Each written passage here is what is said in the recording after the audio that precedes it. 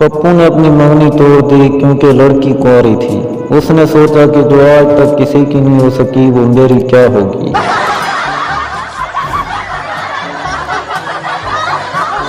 Ticket checker, तुम ticket के बगैर क्यों सफर कर रहे हो?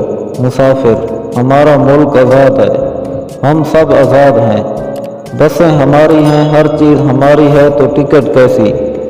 टिकट चेकर, तो जनाब जेलें भी तो आपकी ही हैं।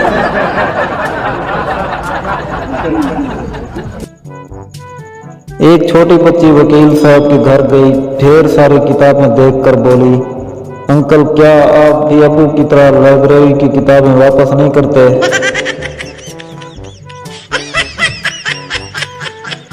असगर, यार मुझे तंग मत करो, मेरा पहले ही मूड ऑफ है।